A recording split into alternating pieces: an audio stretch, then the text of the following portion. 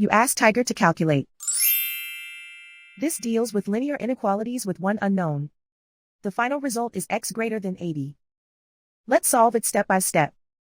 Swap sides.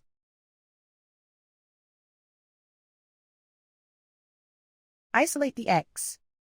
Multiply both sides by 8.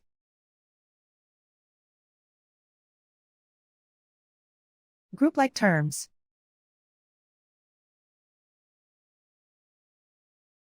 Multiply the coefficients.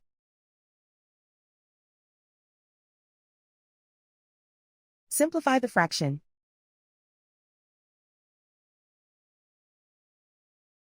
Simplify the arithmetic.